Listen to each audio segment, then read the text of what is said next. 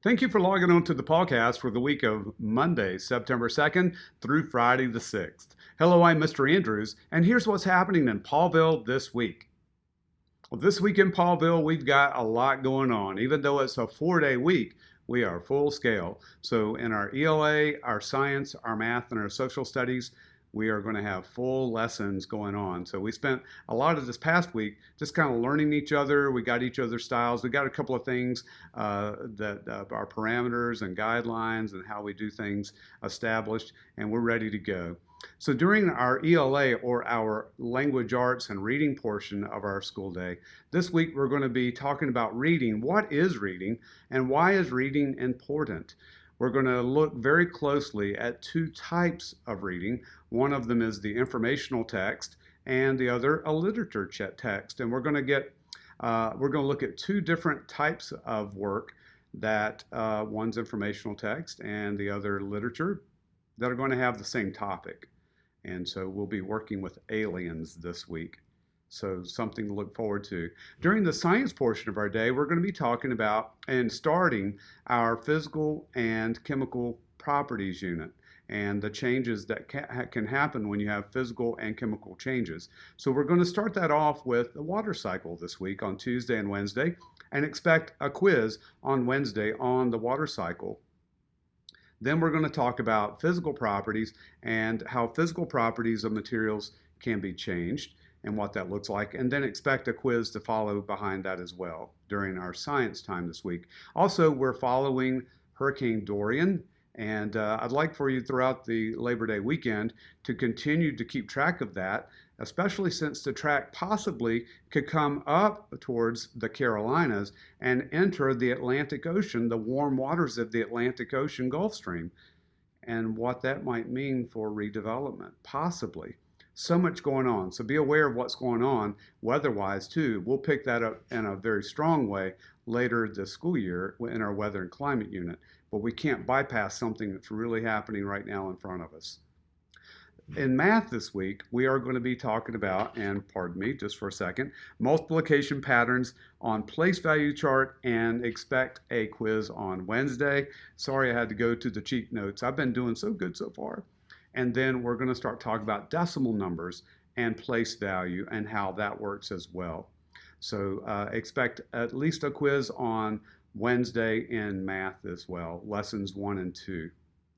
Now, let's go to the announcements.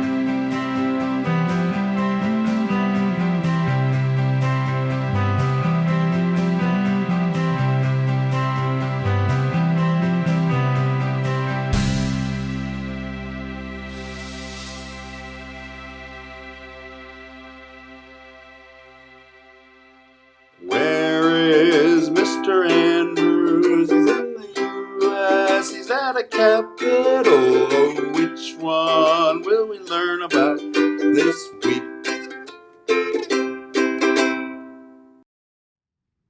So where in the United States am I this week? Well, the first clue I have for you is a selfie with the state capitol. And it's probably not much of a clue unless you lived in the state capital city and you visited the state capitol and you just had it memorized or something. So I better give you a couple of more clues. The first of those clues is that this state leads the nation in cranberry production. There are 116 lighthouses and navigational lights around this state. You know, this state has the longest, or the world's longest, suspension bridge. There are 40 ski resorts and more than 4,000 miles of snowmobile trails in this state. The world's largest weather vane is located in this state. It's 48 feet tall and it weighs 3,500 pounds. You know, the lakes around this state contain 1/5 of the world's fresh water supply.